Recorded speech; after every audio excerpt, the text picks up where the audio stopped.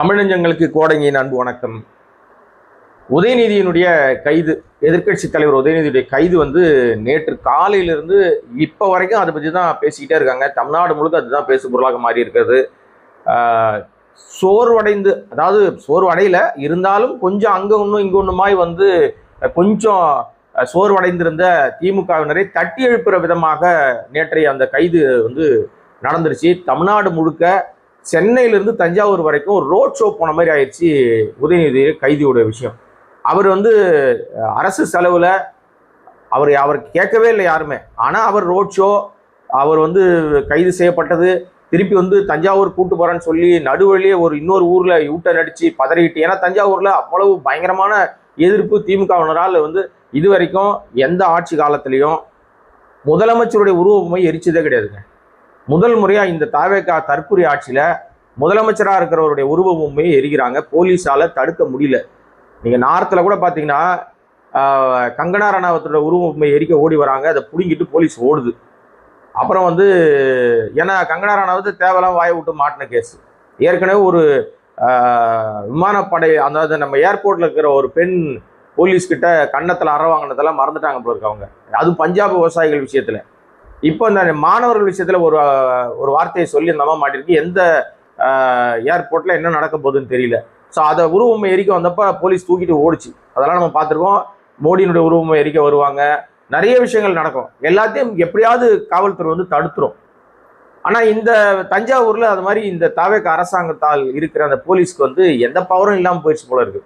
உருவமை எரிச்சிட்டு செருப்பாலையும் அடிக்கிறாங்க, எல்லாம் என்னென்னமோ பண்ணுறாங்க. அதில் வீடியோலாம் நீங்கள் பார்த்துருப்பீங்க. நேற்றுக்கு முழுக்க அதுதான் போச்சு. இன்னைக்கு பட்ஜெட் கூட்டத்தை இப்போ நான் உங்கள்கிட்ட பேசிகிட்டு இருக்கேன். நிதியமைச்சர் மரிய வில்சன் அங்கே பட்ஜெட்டை வாசித்துட்டு இருக்காரு. ஒன்றும் பெருசாக இல்லை, பூரா ஜால்ரா தான் இருக்குது. மக்களுக்கு எதுவும் பெரிய இது வரைக்கும் நாங்கள் கேட்ட வரைக்கும் பெருசாக ஒன்றும் இல்லை. பெண்களை ஏமாத்திருக்காரு. மறுபடியும் தாய்மாமனுக்கு மட்டும்தான் முக்கியத்துவம். தன்னை முன்னிலைப்படுத்திக்கிறது, தன்னை பெருமைப்படுத்திக்கிற பீத்திக்கிறதுக்கு தான் ஏதோ அறிவிச்சிட்டு இருக்காருன்னு வச்சுங்களேன். நான் அப்புறம் பட்ஜெட் கூட்டத்தோட தனியாக பேசுகிறேன். இப்போ இந்த வீடியோ உதயநிதி கைதோ அல்லது பட்ஜெட் கூட்டத்தோட பற்றி கிடையாது. இந்த உதயநிதி கைதுனால மறைக்கப்பட்ட மடைமாற்றப்பட்ட ரெண்டு விஷயங்களை நம்ம பெருசா ஊடகங்கள் வெளிச்சம் போட்டு காட்டாம அது அப்படியே சாதாரண செய்தியாக கடந்து போயிடுச்சு. அப்படிலாம் போகக்கூடாது இல்லை. அது கண்டிப்பா செய்தியாக யாருக்கு தெரியுதோ இல்லையோ, நம்முடைய நேயர்களுக்கு, வாசகர்களுக்கு, நம்முடைய பார்வையாளருக்கு தெரியணும் இல்லையா. அது என்ன அப்படின்னு சொன்னா, நீங்க கொஞ்ச நாளாவே இந்த தாவேக அரசாங்கம் பதவிக்கு வந்த உடனே எங்க ஆட்சியை கவுக்கிறதுக்கு சதி, ஆட்சி கவிழ்ப்பு சதி அப்படின்னு சொல்லி முன்னாள் அமைச்சர் செந்தில் பாலாஜியை கைது பண்ணணும்னு வெறிகொண்டு தேடி அவரை வழக்கு போட்டு அவரை கைது பண்ற நேரத்தில் அவர் முன்ஜாமீன் போய் வாங்கிட்டார். இப்போ நிபந்தனை ஜாமீன்ல கையெழுத்து போட்டிருக்காரு. அவரும் அவர் தம்பி அசோக்குமாரும் ரொம்ப நாளா, ஒரு வாரத்துக்கு மேலே 10 நாளுக்கு மேலே தலைமறைவா இருந்தவங்க. அப்புறம் இப்போ திருவல்லிக்கேணி போலீஸ்ல போய் கைது போடுறாங்க. ஏன்னா அந்த ஊத்தங்கரை இளையராஜான ஒரு எம்எல்ஏ கொடுத்த புகார். அந்த ஆள் ஏற்கனவே ஏடிஎம்கேல இருந்தால் சீட்டு கிடைக்காம இங்கே வந்தவர். இப்போ அவர் என்ன இவங்க 35 கோடிக்கு விலை பேசிட்டாங்கன்னு சீனை போட்டாரு. ஒத்த பைசா எங்கேயும் கொடுக்கல, எங்கேயும் வாங்கல, எதுவும் நடக்கவே இல்லை. இதுவரை எந்த ஆதாரமும் காவல்துறை சப்மிட் பண்ணலை, நீதிமன்றத்திலே சப்மிட் பண்ணலை. அதான் பெரிய கொடூரம். ஊத்தங்கரை போலீஸ் புகார் எடுக்கல, திருவல்லிக்கேணி போலீஸ் புகார் எடுக்குது. என்னென்ன ஒன்னோட ஒன்று லிங்க் பாருங்க. எங்கேயுமே லிங்க் இல்லைங்க, பூரா புட்டப் கேஸ். நீங்க செட்டப் பண்ணீங்கன்னா வெளிப்படையா தெரிஞ்சிருக்கு. எவ்வளோ கெட்டப் போட்டாலும் மண்டை மேலே இருக்க கொண்டைய மறந்துடுறீங்கன்ற மாதிரி இவ்வளோ செட்டப் பண்ணுறாங்க. அவங்கள பிடிக்கிறாங்க. இவங்க இது வரைக்கும் திருநாவுக்கரசுன்னு ஒரு வியூக வகுப்பாளர்னு ஒருத்தரை பிடிச்சாங்களா, அதுக்கப்புறம் தொடர்ச்சியாக ஒரு 15-14 பேரை பிடிச்சாங்க. அதில் கார்த்திக் சேதுராஜ் அப்படின்னு சொல்லி 2 பேர். இவங்க யாருன்னா செந்தில் பாலாஜிக்கு ரொம்ப நெருக்கமானவர்கள்னு அவங்கள கைது பண்ணுச்சு காவல்துறை. எல்லார் மேலே வழக்கு, எல்லாரையும் பிடிச்சி வலுக்கட்டாயமா அவங்ககிட்ட. இப்போ இந்த கார்த்திக்கும் சேதுராஜும் நீதிமன்றத்தில் என்ன சொல்லியிருக்காங்கன்னா, ஜாமீன் வாங்கிட்டாங்க. அவங்க வலுக்கட்டாயமா எங்க கிட்ட கையெழுத்து வாங்கினாங்க, என்னென்னமோ பேப்பர்ல கையெழுத்து வாங்கியிருக்காங்க, செந்தில் பாலாஜி பேரை சொல்லி மிரட்டுறாங்க, இல்லைன்னா குடும்பத்தை நான் என் பையனை அரெஸ்ட் பண்ணுவேன்றாங்க அப்படின்னு நிறைய புகார்களை அடுக்கியிருக்காரு. இந்த அடிப்படையில் அவங்களுக்கு ஜாமீன் கொடுத்துட்டாங்க. ஜாமீன் கொடுத்து வெளியே வரும்போது இன்னொரு லஞ்ச புகார்ல, அதாவது என்னன்னா மதுபான ஊழல் அப்படின்னு சொல்லி இன்னொரு வழக்கு போட்டிருக்காங்களே செந்தில் பாலாஜி அரெஸ்ட் பண்றதுக்கு. அந்த வழக்கில் இந்த 2 பேரையும் கைது பண்றாங்க. இந்த போலீஸுக்கு உருப்படியா எந்த செக்ஷன்ல போடுறதுன்னு தெரியல. அவசர கதியில அள்ளி தெளிக்கிற. ஏன்னா தாவேக தற்கொலை ஆட்சி தான் நடக்குது. சொல்லிக் கொடுக்கறதுக்கும் ஆள் இல்லை. இந்த மாதிரி தொடர்ச்சியாக போயிட்டு இருச்சு இல்லையா. இந்த வழக்கு எந்த வழக்கு? அந்த ஆட்சி கவிழ்ப்பு வழக்கு. நீதிமன்றத்தில் தாக்கல் பண்ண அஃபிடவிட்ல, திருத்தப்பட்ட அஃபிடவிட்ல ஆட்சி கவிழ்ப்புன்ற வார்த்தையை எடுத்துட்டாங்க. ஏன்டானா எவிடன்ஸ் இல்லை. அங்கே போய் எவிடன்ஸ் கேட்டால் கொடுக்க முடியல அவங்களால. அதனால் அந்த வார்த்தையை எடுத்துட்டு எங்கள் எம்எல்ஏக்கு காசு கொடுத்து சபாநாயகருக்கு எதிராக தீர்மானம் வந்தால் எதிர்த்து வாக்களிக்கணும்னு எங்கள் எம்எல்ஏவை இன்ஃப்ளூயன்ஸ் பண்ண ட்ரை பண்ணியிருக்காங்கன்னு ஒரு வழக்கு. ஆட்சி கவிழ்ப்பு இல்லை, ஆனால் அது தொடர்ச்சியாக 3 மாசமா அதை வச்சே உருட்டிட்டு இருக்குது இந்த தாவேகா அரசாங்கம். இந்த விஜய் அரசாங்கம் அதை வச்சே உருட்டிட்டு இருக்குது. எப்படியாவது நம்ம இதில் வந்து மக்கள்கிட்ட அனுதாபத்தை வாங்கிடுவோன்னு. இது மைனாரிட்டி அரசாங்கம், நாளைக்கே கூட கவுந்து போயிடலாம், 4 நாளைக்கே கூட கவுந்து போயிடலாம். ஏன்னா கூட்டணியில் இருக்கிறவங்க பிரிஞ்சு போயிட்டாங்கன்னா ஆட்சி கவுந்துடும், அவ்வளோதான். இதுக்கு யாரும் புதுசாக ஒரு ஆள் வர வேண்டியதே இல்லை. நீங்கள் ஒரு எம்எல்ஏவையோ இல்லை 10 எம்எல்ஏ உருவனா மட்டும் ஆட்சி கவுந்துறப்போதான். இன்னும் 6 மாசத்துக்கு, இப்போ 3 மாசம், இன்னும் 3 மாசத்துக்கு இந்த அரசாங்கத்துக்கு ஆட்சி கவிழ்ப்புன்ற விஷயம் வராது, வாய்ப்பையில நம்பிக்கை இல்லை, தீர்மானம் வராது. இது எல்லாருக்கும் தெரிஞ்ச விஷயம். இதுதான் நடைமுறை, சட்ட விதிமுறை. இந்த அடிப்படையில் இந்த வழக்கு வந்து நீதிமன்றத்தில் நடந்துகிட்டு இருக்கு. இவங்க போய் வந்து எங்களுக்கு ஜாமீன் கொடுங்கன்னு கேட்கும்போது இந்த வழக்கை சிபிஐக்கு மாத்துங்க, இந்த போலீஸ் விசாரிச்சா உண்மை வராது, சிபிஐக்கு மாத்துங்கன்னு தான் இந்த சேதுராஜும் இந்த கார்த்திக்கும் புகாரா ஒரு வழக்காக தாக்கல் பண்ணியிருந்தாங்க. இந்த வழக்கு விசாரணைக்கு வந்தது.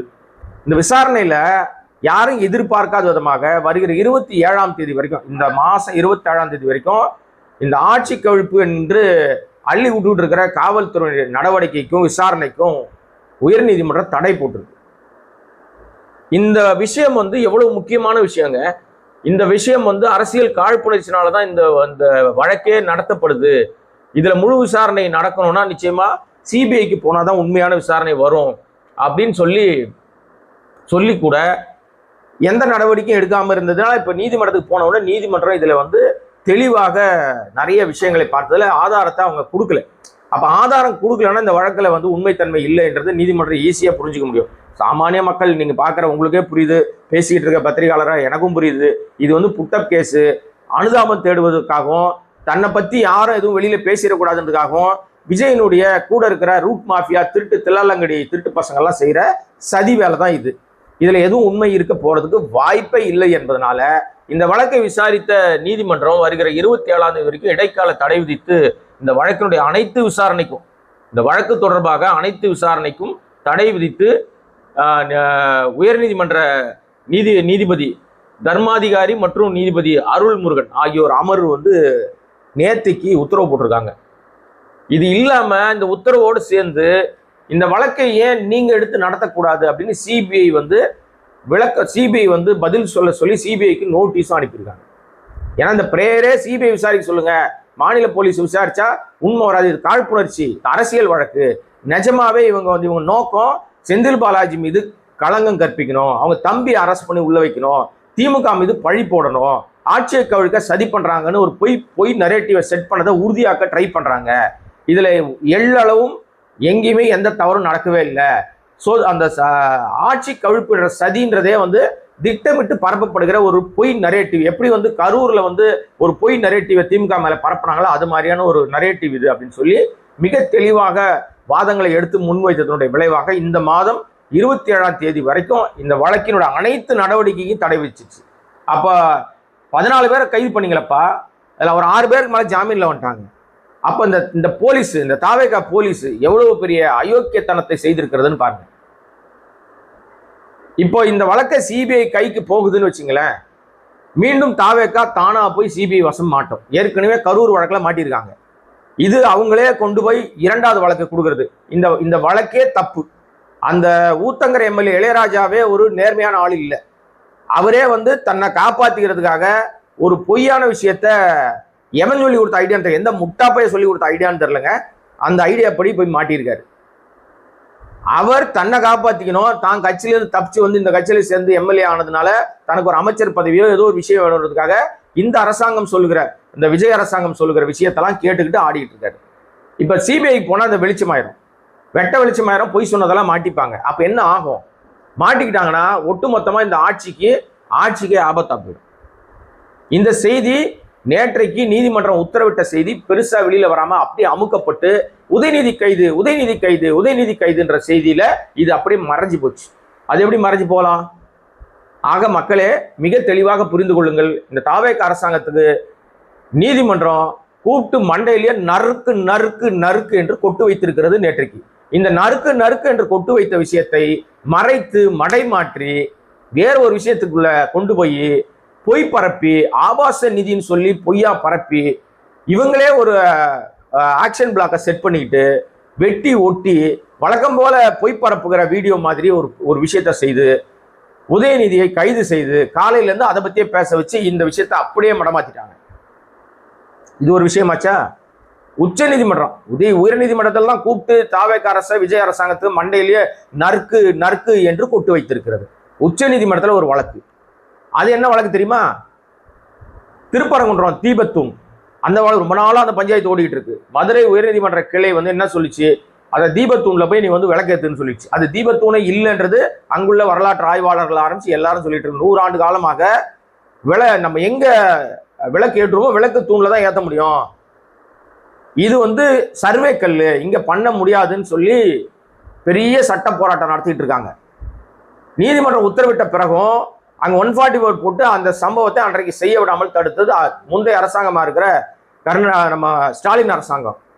அங்க மக்கள் எல்லாம் ரொம்ப தெளிவாக இருக்கிறாங்க. திருப்பரங்குன்ற மக்கள் அவர்களுக்கு இடையிலேயே மத மோதலை உண்டாக்கி பிரிவினையை உண்டாக்கி இதெல்லாம் செய்வதற்காக RSSம் பாஜகவும் ஒரு திருட்டு தில்லாலங்கடி வேலை செஞ்சாங்க. இப்போ திருப்பரங்குன்றத்தினுடைய தொகுதி எம்எல்ஏவா இருக்கிறவர் RSSோட வழிவந்த நிர்மல்குமார், அவர் தான் அந்த தொகுதியோட எம்எல்ஏ. அவர் நான் ஏத்திய தீர்வுன்ற லெவலில் தான் இருக்கார். இப்போ அது அந்த வழக்கு உச்ச நீதிமன்றத்தில் சத்தம் இல்லாமல் தமிழ்நாடு அரசினுடைய வழக்கறிஞர் அங்கே ஆஜராகவே இல்லை. அந்த வழக்கு அங்கே வரும்போது தமிழ்நாடு வழக்கறிஞர் அங்கே இல்லை. இப்போ அவர்கள் மதுரை உயர்நீதிமன்றம் என்ன தீர்ப்பு வழங்குதோ அதை நடைமுறைப்படுத்தலாம், அதில் ஒன்றும் தவறு இல்லையா, அது தடலாம் விதிக்க முடியாதுன்னு சொல்லிடுச்சு உச்ச நீதிமன்றம். இந்த விவகாரமும் அழகாக மடை மாற்றப்பட்டிருக்கிறது. பாருங்க, இப்ப கார்த்திகை தீபத்துல நிச்சயமாக பெரும் சிக்கல் ஏற்படும். இப்ப இருக்கிற தாவேகா தற்கூரி அரசாங்கம் கண்டிப்பாக மத மோதலை எதிர்பார்க்கிறது, பிரிவினையை எதிர்பார்க்கிறது, மோதலை உண்டாக்க எதிர்பார்க்கிறது, இஸ்லாமியர்கள் மீது வெறுப்பை கக்குகிறது. இப்ப IUML காதர் மொய்தீன் காதை பொத்திப்பாரு, மூக்க பொத்திப்பாரா, வாயை பொத்திப்பாரா, கண்ணை மூடிப்பாரா, கூட தானே இருக்கிறாரு.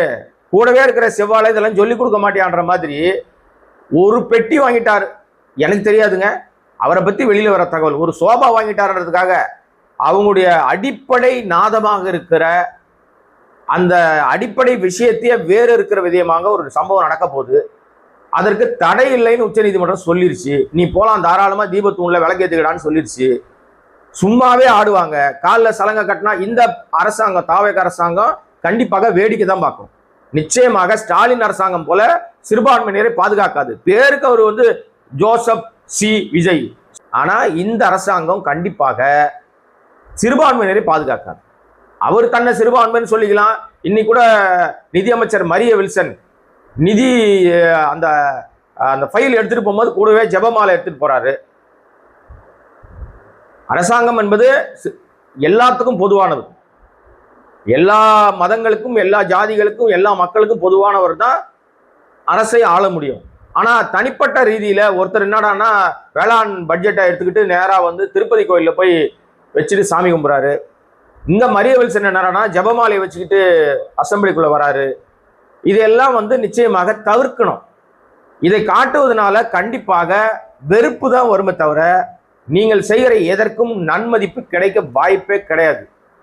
ஸோ அப்படிப்பட்ட விஷயத்தினால பாருங்க, 2 விஷயம் நேற்றையிலிருந்து மடை மாற்றப்பட்டு மறக்கடிக்கப்பட்டு அது அப்படியே பெட்டி செய்தியாக கடந்து போயிட்டாங்க. எவ்வளோ பெரிய விஷயங்க. இந்த நம்ம உதயநிதி கைது இல்லாமல் இருந்திருந்தால் நிச்சயமாக சென்னை நீதிமன்றம் சொன்ன அந்த உத்தரவு 27 பேர் விசாரிக்கக்கூடாதுன்னு ஆட்சி கவிழ்ப்பு வழக்கு பெரிய பேசு பொருளாக மாறி இருக்கும். நேற்று பூரா டிபேட் அதான் போயிருந்திருக்கும். ஆனால் நேற்று உதயநிதி டிபேட் ஆயிடுச்சு. உச்ச நீதிமன்றத்தில் திருப்பரங்குன்றம் தீபத்தூண் வழக்கு, மதுரை உயர்நீதிமன்ற கிளைக்கு தடை இல்லைன்னு சொன்ன அந்த விஷயம் அது பெரிய பேச பொருளாக மாற வேண்டிய விஷயம்.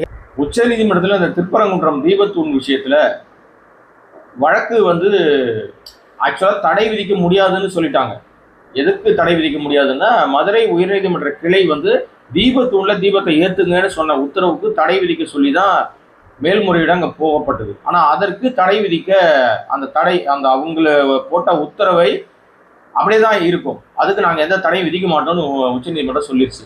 இதனால ஈஸியாக மீண்டும் அந்த தீபத்தூண்ல விளக்கேற்றுற சர்ச்சை வருவதற்கு வாய்ப்பு இருக்கு.